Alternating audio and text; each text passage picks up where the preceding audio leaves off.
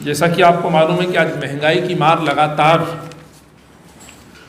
पूरे देश पे मारी जा रही है और इसके लिए सीधे तौर पर यदि कोई दोषी है तो मेरी नज़र में वर्तमान में केंद्र सरकार और दिल्ली सरकार इसके लिए दोषी है। अपने चुनावी उद्देश्य की पूर्ति के लिए जब चुनाव आते हैं तो ये सरकारें तमाम ऐसी कई राहत देने की घोषणाएं करती हैं, महंगाई पे लगाम लगाने की ढोंग करते हैं।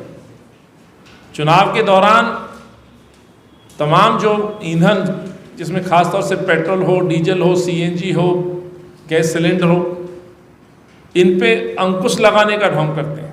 यानी कि चुनाव तय करते हैं कि इनके रेट कब बढ़ेंगे कब नहीं बढ़ेंगे, लेकिन जैसे ही चुनाव खत्म होते हैं सीधे तौर पर ये मार जनता के ऊपर, जो चुनावी इनके खर्चे कहूँ या सरकार का अपने प्रचार प्रसार के लिए कोष बढ़ाने की बात हो तो जनता पे सीधे तौर पर महंगाई की मार मारते हैं। और उसका मैं उदाहरण देना चाहता हूँ। आज के समय में जो पिछले 7 सालों को मैं कंपेयर करूँ तो जिस तरह की खास तौर से पेट्रोल डीजल हो या वो ईंधन जिनसे वाहन चलते हैं या वो ईंधन जो घर में यूज़ होता है, उनके जो 7 साल में मूल्य बढ़े हैं वो आज आसमान छू रहे हैं। मैं एक नज़र आपको उन मूल्यों पर आपका ध्यान चाहता हूं और देश का ध्यान दिलाना चाहता हूं कि किस तरह से सरकार उत्पीड़न कर रही है। जैसे चुनाव समाप्त हुए इस देश के अंदर जो महंगाई आज आसमान को छू रही है उसके लिए किस तरह से सरकारें दोषी हैं। साथियों, आज दुख होता है पार्लियामेंट से लेकर के सड़क तक सत्ता में बैठे भाजपा के मंत्री लोग ये हवाला देते हैं कि यूक्रेन युद्ध हो, रशिया युद्ध हो या फिर वैक्सीन का सहारा लेकर के महंगाई पर अपना पक्ष रखते हैं। सो मैं इनको कहना चाहता हूं, ना तो कोई संबंध यूक्रेन या रशिया युद्ध का इन मूल्यों पर है, किस तरह से नहीं है वो भी मैं आपको बताना चाहता हूं। साथियों, लगातार कांग्रेस या यूपीए के समय में जब ये सवाल खड़ा करते थे महंगाई पर तो बहुत सीधा सा एक कंपैरिजन है। उस समय अंतर्राष्ट्रीय बाजार में जो क्रूड ऑयल की जो कीमतें हुआ करती थी उस समय मिनिमम मैं आप बता रहा हूं लगभग 107 यूएस डॉलर प्रति बैरल हुआ करता था और आज का जो प्रति बैरल यूएस डॉलर की जो कीमतें हैं वो आज भी उस समय से कम है। लगभग 104 यूएस डॉलर प्रति बैरल आज है। ये तो अंतर्राष्ट्रीय बाजार में क्रूड ऑयल की कीमतें मैंने आपके सामने रखी, लेकिन जब देश की हम बात करें ईंधनों की तो उस समय जो पेट्रोल डीजल के रेट हुआ करते थे वो लगभग 60 से 70 रुपए के बीच में होते थे। 2013 तक की मैं बात कर रहा हूँ, लेकिन 7 साल आते आते 2022 चल रहा है। आपको जान के हैरानगी होगी किस तरह से रेट्स बढ़ाए गए हैं और इसके लिए दोष मढ़ा जा रहा है कंपनियों पे। तो कंपनियां चुनाव के दौरान में कहाँ चली जाती है, ये मेरा प्रश्न है। और आज जो रेट्स हैं वो लगभग 105 रुपए पेट्रोल सैकड़ा मार चुका है। पेट्रोल डीजल वो भी लगभग अपनी सेंचुरी के नज़दीक है। आईपीएल देश में चल रहा है, मुकाबला डीजल और पेट्रोल में चल रहा है। किसके रेट तेजी से बढ़ाए जाएं, ये सरकार कर रही है साहब। एलपीजी की जो कीमत थी उस समय 420-430 रुपये हुआ करती थी, जबकि 1,60,000 करोड़ रुपए सब्सिडी के रूप में मोदी जी ने विड्रॉ करा दिए इस देश में देशभक्ति और राष्ट्रभक्ति के नाम पर। और लोगों ने उनके साथ देते हुए अपनी सब्सिडी भी छोड़ दी। 1,60,000 करोड़ वो आपने मुनाफा कमा लिया, लोगों को मिलने वाला जो मदद थी उसको विड्रॉ कर लिया। और उसके बाद जो गैस सिलेंडर की कीमतें हैं लगभग 950 रुपये एलपीजी सिलेंडर हो गया है। ये तुलनात्मक मैं आंकड़े आपके सामने रख रहा हूँ। 2013 और आज 7 साल के बाद जो स्थिति पैदा हुई है, लगभग 400-450 की कीमत का सिलेंडर आज 950 रुपये में आज आम जनमानस को मिल रहा है। सीएनजी उस समय लगभग 30-32 रुपये हुआ करती थी, आज 71 रुपये हो चुकी है, जिसका दर्द लेके आज मेरे ऑटो टैक्सी चालक साथी आज यहाँ बैठे जो आपसे बात करेंगे। पीएनजी लगभग 45 रुपये। 16 दिनों में लगातार साजिश के तहत मैं कहना चाहता हूँ, जब जब कांग्रेस पार्टी एक किसी ईंधन के इश्यू पर जनता की बात सामने रखती है तो उसको रोक करके दूसरे ईंधन की तरफ बढ़ जाते हैं। साजिश के तहत पहले पेट्रोल डीजल को बढ़ाया गया, फिर पीएनजी को बढ़ाया गया, सीएनजी को बढ़ाया जा रहा है लगातार, और आप देखेंगे किस तरह से लगातार 1 दिन 2 दिन 3 दिन रेट्स को बढ़ाया जाता है। जितने भी ये ईंधन है, उन ईंधनों पर लगातार सरकार चोट मार रही है, दिल्ली सरकार वैट के रूप में, और केंद्र सरकार जो है टैक्सेस के रूप में जनता से पैसे वसूलने का काम कर रही है। यही कारण है कि आज आम जनमानस का जीना दुर्लभ हो रहा है। और सीधी बात है, जब रेट्स बढ़ते हैं तो कमर्शियल व्हीकल्स के रेट बढ़ते हैं तो सबसे ज़्यादा प्रताड़ित ट्रांसपोर्ट मालिक होता है, ड्राइवर होता है। मजबूरन जब उनको रेट बढ़ाने की कोशिश की जाती है तो उसका असर सीधा जो अंतिम खाद्य वस्तु जिसको जरूरी, जिसमें हम कहते हैं आवश्यक जो वस्तु है, उन पे सीधा असर पड़ता है। और आज नतीजा आप सबके सामने है। एक नींबू जो शायद 50 पैसे की औकात रखता था, आज वो 300 रुपये किलो में भी नहीं मिल रहा है। आज नींबू चोरी होने की घटनाएं, गोदाम से चोरी होने की घटनाएं सामने आती हैं। नींबू पे एफआईआर हो रही है साहब, ये कल्पना से परे है कि ये भी देश में नींबू पे एफआईआर हो सकती है। आज लोग हरा धनिया और हरी मिर्च जो लुभाव में उम्मीद रखते थे, वो खरीदने के लिए मजबूर हो रहे हैं। ये स्थिति इस देश में पैदा हो गई। इस पर राहत देने की बजाय अफसोस इस बात का है, जब देश के प्रधानमंत्री से पूछते हैं तो वो जवाब नहीं देते हैं। देशभक्ति, राष्ट्रभक्ति और धर्म को आगे रख करके उनकी जो मंत्री कभी 2013 में धरने पे बैठा करती थी, प्याज और आलू का और गैस सिलेंडर लेके धरना किया करती थी, स्मृति ईरानी जी से जब कांग्रेस की नेता जहाज में सवाल पूछती है महंगाई के मुद्दे पर, वो सवाल हमारा नहीं, वो जनता का सवाल है, तो अफसोस इस बात का होता है वो टीकाकरण का उदाहरण देती है। टीकाकरण, माफ करिएगा, इस देश, इस मुल्क में कांग्रेस ने यदि शासन दिया है तो इस देश को बढ़ाने के लिए, देश के लोगों पे कष्ट नहीं दिया। आज एक महामारी है, टीकाकरण हुआ है, तो आज जिस तरह से प्राइवेट कंपनियों को भी फायदा पहुंचाने का ये सरकार काम कर रही है, तो ये भूल जाती है जितनी भी महामारी इस देश में आई और जितने टीके दिए गए वो पूरी तरह से मुफ्त और सरकार द्वारा उपलब्ध कराए गए टीके थे। तो स्मृति ईरानी का महंगाई से पल्ला झाड़ना और टीके को ढाल बनाना ये दर्शाता है कि किस तरह से लोग जनता के सवाल से भागने का काम कर रहे हैं। आज ये चूड़ी नहीं भेजती स्मृति ईरानी, आज सड़क पे नहीं बैठती, एसी में बैठ के सरकार की योजनाओं पर, सरकार की पैसे का आनंद ले रही हैं। ये अफसोसजनक है। जहां केंद्रीय सरकार, वहीं दिल्ली सरकार के बारे में भी कहना चाहता हूं।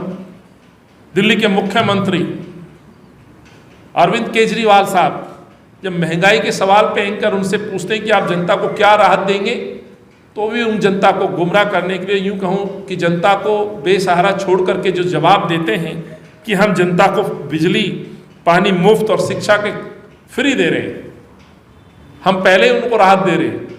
और उसमें अफसोस इस बात का है कि वो कहते हैं कि लगभग 15 से 20 हज़ार रुपये की राहत जो है दिल्ली सरकार उनको दे रही है। शर्म आनी चाहिए अरविंद केजरीवाल साहब। एक टेबल मैं आपसे शेयर कर रहा हूँ, इस पे मैं थोड़ा सा आपसे तवज्जो चाहता हूँ, क्योंकि बड़ा महत्वपूर्ण है किस तरह से अरविंद केजरीवाल प्रचार प्रसार के माध्यम से जनता को गुमराह कर रहे हैं। वो ये कहते हैं कि 15 से 20 हज़ार रुपये की राहत हर महीने हम दे रहे हैं, फ्री बिजली, पानी, ट्रांसपोर्ट फ्री कराने के नाम पर। तो कहना चाहता हूँ, बिजली पानी फ्री मात्रा कम हो सकती है, पहले गरीब लोगों को कांग्रेस के समय में भी मिलती थी, राहत भी दी जाती थी, लेकिन आज उसको भी ढाल बना करके केजरीवाल साहब भी एक भारी भरकम लूट दिल्ली के लोगों पे टैक्स के रूप में मचा रहे हैं। किस तरह से मचा रहे हैं? वैट जो टैक्स के जरिए दिल्ली सरकार लगभग 25,000 करोड़ रुपए की उगाही दिल्ली से कर रही है वैट के रूप में। इस 25,000 करोड़ रुपए को साथियों यदि दिल्ली के लोगों में आप डिवाइड करें, दिल्ली के जो फैमिली हैं, परिवार जिनको हम यदि डिवाइड करें, लगभग 42 से 44 लाख परिवार दिल्ली में रहता है। आप 25,000 करोड़ रुपए की उगाही वैट के रूप में, टैक्स के रूप में आप वसूलते हैं। और यदि परिवारों को हम औसतन परिवारों में डिवाइड करें साथियों, तो एक परिवार पे लगभग 50 से 60 हज़ार रुपये लूटा जा रहा है सालाना। ये 25,000 करोड़ रुपए, मैं अरविंद के उस बात का जवाब दे रहा हूं जो कह रहे हैं 15 से 20 हज़ार रुपये वो परिवारों को बचत करा रहे हैं। ये परिवारों की संख्या 42 से 44 लाख परिवार दिल्ली में है। तो यदि आप परिवारों को दे रहे हैं तो प्रति परिवार लूट कितने रहे हैं, ये मैं आपको समझाना चाह रहा हूँ। 25,000 करोड़ रुपए उन्होंने अपने उसमें दर्शाया, वैट के रूप में आपने वसूला है, तो हर परिवार पे यदि इसका बोझ पड़ता है तो 50 से 60 हज़ार।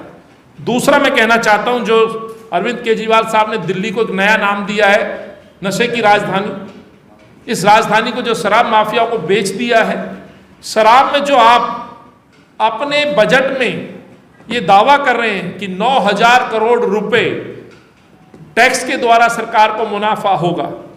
मुनाफा यदि इस 9,000 करोड़ को भी हम डिवाइड करें तो औसतन 20,000 रुपए एक्साइज टैक्स के रूप में दिल्ली की जनता से वसूला जा रहा है। और एक तरफ आप कहते हो कि 15 से 20,000 रुपए की हमने राहत दे दी। शर्म आनी चाहिए अरविंद केजरीवाल आप शराब और वैट के रूप में इतना भारी भरकम टैक्स वसूलते हैं और इसका सीधा जो संबंध है वो जनता से, इन परिवारों से है जो 42 से 44 लाख परिवार दिल्ली में रहते। तो कैसे आप इस पे कह सकते हैं कि 15 से 20,000 रुपए में बचत करने की मदद जो है दिल्ली की जनता के साथ कर रहा हूं। तो ये खुले तौर पे जो हमने आंकड़े प्रस्तुत किए दर्शाते हैं कि अरविंद किस तरह से गुमराह कर रहे हैं, अपने प्रचार प्रसार के लिए इस पैसे को प्रयोग कर रहे हैं। शराब से जो एक्साइज के रूप में आपने टैक्स वसूला है, क्या जनता को इसका हक मिल पा रहा है? ये बड़ा सवाल है।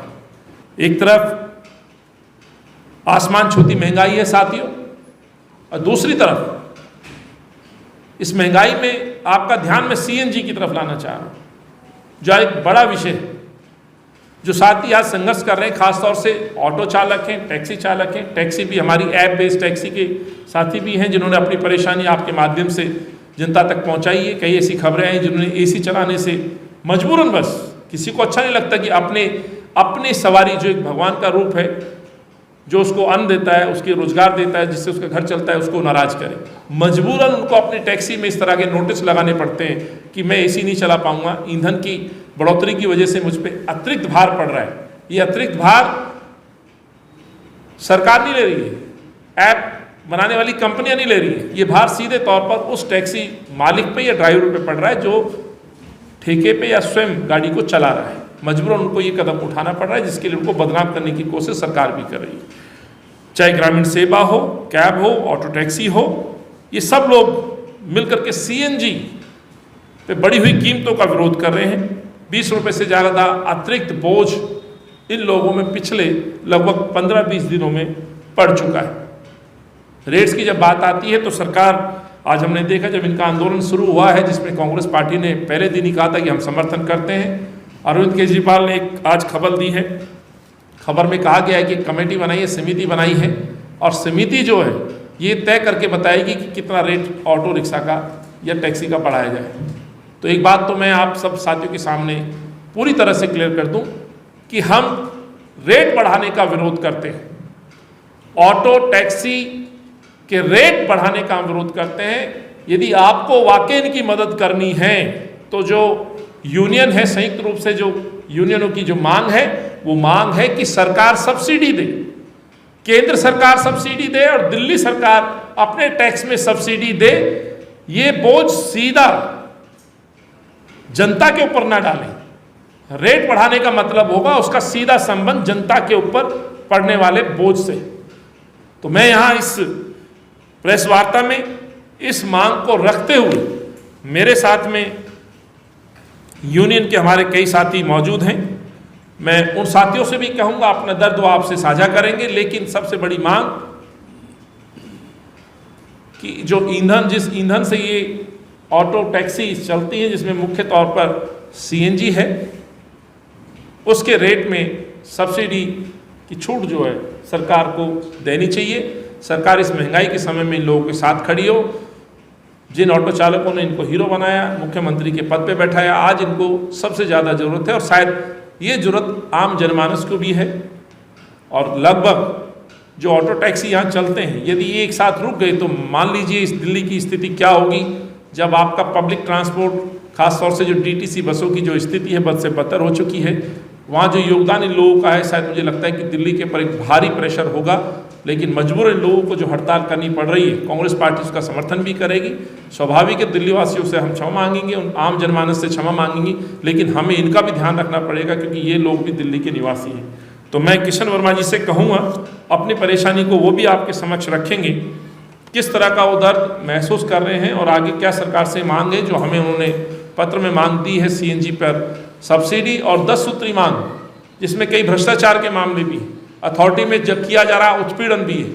इनकी गाड़ियों को सड़क से किसी छोटी मोटी गलती के बाद उठा के 15 दिन अथॉरिटी में जमा कर देना, भारी जुर्माना लगाना, उसके बाद प्रतिदिन गाड़ी के ऊपर एक्स्ट्रा फाइन लगाना और दोहरी मार। एक तो आपका व्हीकल जमा हो गया, मानसिक उत्पीड़न, फाइन भी देते हैं, आपकी रोजी रोटी भी रुक जाती है। इस तरह के जो कानून आपने थोपे हुए हैं, जिसका वादा अरविंद केजरीवाल ने कहा था कि हम हटाएंगे, सेक्शन 166 और 192A, ये वो सेक्शन है जिसके तहत व्हीकल को जब्त किया जाता है, फाइन लगाया जाता है, और जब तक गाड़ी अथॉरिटी में खड़ी होती है उस पर टैक्स पर डे की पेनल्टी, माफी चाहता हूँ, पेनल्टी लगाई जाती है। एक इतना भारी भरकम उसके ऊपर नुकसान थोपा जाता है जो इन गरीब आदमियों को शायद सबसे ज़्यादा सता रहा, और ये वादा अरविंद केजरीवाल का था। तो सेक्शन 166/192A को हटाया जाए, जिससे कि इनका उत्पीड़न बंद हो, इंस्पेक्टर राज बंद हो। 5 नंबर के लोग रात भर सड़कों पर उघाई करते हुए नजर आते हैं, इनका उत्पीड़न करते हैं। दूसरा, जो फिटनेस टेस्ट को लेकर के गुमराह किया गया है कि फिटनेस टेस्ट फ्री में होगा, लेकिन एक प्रिंट निकालने के लिए जिस तरह से उनके कार्यकर्ता अथॉरिटी के बाहर इन लोगों का उत्पीड़न कर रहे हैं, एक प्रिंट निकालने के नाम पे 100 से 200 रुपये वसूले जा रहे हैं, तो सरकार का लॉस करके अपने निजी साथियों को फोटोकॉपी या सर्टिफिकेट प्रिंट निकालने के नाम पर लूट मचाई जा रही है, उसका भी कांग्रेस पार्टी आपके सामने खुलासा कर रही है। इस तरह की बहुत सारी मांग है, चाहे स्कूल चालक हो, हमारी वैन हो। स्वाभाविक है स्कूल का यदि वैन का आप रेट बढ़ाएंगे, स्वाभाविक है वो भी अभिभावक और पेरेंट्स के ऊपर उसका बोझ पड़ेगा। तो इन तमाम मांगों का कांग्रेस पार्टी समर्थन करती है, जिसको लेकर के विरोध और हड़ताल जो है ऑटो टैक्सी यूनियन ने। आखिर विदेशी कंपनियों को क्यों छूट दी जा रही है? चंद अपने मित्र जो देश में है, वैसे क्या विदेश में भी उन लोगों को फायदा पहुंचाने की कोशिश है? और एक बड़ा प्रश्न ये भी, क्या हम अपने देश में जब स्वदेशी आप बात करते हो, देसी की बात करते हो, तो क्यों नहीं एक अपना ऐप इन ड्राइवर भाइयों के लिए, कमीशन ज़्यादा किराया कम? ये बड़ा प्रश्न है जिसका मैं निजी तौर पर समर्थन करता हूँ, और ये मांग भी करते हैं कि हम बजाय ओला उबर जैसे ऐप की एक अपना इंडियन ऐप हो, जिसमें तमाम हमारे भाई साथी जो रोजी रोटी कमा रहे हैं वो उससे जुड़ सकें। जो मुनाफा बाहर भेजा जा रहा है वो मुनाफा इन लोगों में बांटा जाए। वैसे एक और हमारी संस्था, एक छोटी सी चीज बताना चाहता हूँ, अभी प्रश्न में एक सिटी टैक्सी स्कीम है 2017, जिसके अंदर कंज्यूमर के सारे अधिकार सुरक्षित हैं, ड्राइवरों के सारे अधिकार सुरक्षित हैं, लेकिन वो करप्शन की वजह से दिल्ली सरकार लागू नहीं कर रही। वो फाइल दबा के बैठे हुए हैं अभी तक जनाब, जो मंत्री जी के पास है। सवाल हमने पीछे उस दिन भी उठाया था कि वो फाइल आज तक क्यों आगे नहीं बढ़ाई जा रही। आगे मैं अपने साथियों को बुलाता हूं, जो कि प्राइवेट स्कूल्स के अंदर आपने देखा है आदेश अरविंद केजरीवाल का है कि वो डीटीसी बसें उपलब्ध नहीं कराएंगे। तो ये भी बड़ा सवाल है, जो परंपरा कांग्रेस ने शुरू की थी, शीला जी ने शुरू की थी और लोगों को राहत दी थी। इतना पब्लिक ट्रांसपोर्ट वीक था, लोगों के पास इतने संसाधन नहीं थे, सरकारी मदद दी जाती थी। आज ये अपने आप में दर्शाता है कि डीटीसी की हालत क्या है, बस देने से मना कर दिया, और जिसका सीधे तौर पर प्रेशर स्कूलों पे भी है, अभिभावकों पे भी है, जिसमें मैं भी अछूता नहीं, मुझे भी डेली अपने बच्चे को लाना ले जाना पड़ता है। तो हर व्यक्ति आज इस पीड़ा से भी गुजर रहा है। लेकिन जो लोग अपनी सेवाएं स्कूलों में दे रहे हैं, अपनी बस चला करके, अपनी टैक्सी चला करके, आज उनका भी उत्पीड़न सरकार के द्वारा किया जा रहा है। 2-3 बातें महत्वपूर्ण जो कही है, चाहे हमारे स्कूल में सेवाएं दे रही बसेस की बात है या ओला उबर टैक्सी की बात है, तो हम ये 10 सूत्री मांगों का समर्थन करते हैं, स्ट्राइक का समर्थन करते हैं। और एक सीधा संदेश है कि बच्चे स्कूल जाएंगे, उनको छोड़ेंगे, पिक भी करेंगे, ड्रॉप भी करेंगे, लेकिन हम अपनी मांगों को लेकर के हम धरने पे बैठेंगे। मैं दिल्ली वासियों से भी हाथ जोड़ के कहना चाहता हूँ, इनकी परेशानियों को समझते हुए सहयोग करेंगे। यदि सरकार अपना तानाशाही रुख इख्तियार करेगी तो ये जो आज घोषणा है कि अनिश्चितकालीन ये स्ट्राइक जा सकती है। और अब तक जो सूचनाएं मिल रही हैं, इस आंदोलन को तोड़ने की साजिश कोशिश अरविंद केजरीवाल के लोग और उनके साथी कर रहे हैं। जैसे कि पहले आंगनवाड़ी कार्यकर्ताओं को भी बदनाम किया गया, शिक्षकों को भी बदनाम किया गया, हो सकता है आज के बाद इन साथियों को भी कहीं ना कहीं कांग्रेस से जोड़ करके बदनाम करने की कोशिश की जाएगी। लेकिन मैं कहना चाहता हूं साथियों, आज विपक्ष के रूप में कांग्रेस का कार्यकर्ता सड़कों पर है, और ये हमारा दायित्व बनता है। जब सरकार तानाशाही बन जाए और लोगों की बात ना सुने तो स्वाभाविक है वो विपक्ष के पास आएंगे। ये साथी आज कांग्रेस के पास आए हैं, इसलिए मैं कहना चाहता हूं इनकी मांगों को लेकर के कांग्रेस का कार्यकर्ता इस आंदोलन में इस हड़ताल में सहयोग करेगा और इनकी मांगों को लेकर के संघर्ष करेगा। यही मैं कहना चाहता हूँ। जो महत्वपूर्ण था, जिस तरह से छूट दी गई है ओला उबर के लिए, नो लाइसेंस बैच की आवश्यकता नहीं। एक तरफ एक कानून उन लोगों पे लागू है, लेकिन जो ऐप बेस्ड कंपनी है वहाँ पूरी छूट दी गई है। पुलिस उनको परेशान करती है। किराया कम, कमीशन ज़्यादा जैसी चीज़ें हैं उन पर संज्ञान लिया गया है। तो ये कहते हैं मैं आज की इस प्रेस वार्ता में आप सबका आभार व्यक्त करता हूँ। आपने हमारी बात सुनी। उम्मीद करता हूँ कि इन लोगों की परेशानी सरकार तक पहुँचाने में आप मदद करेंगे।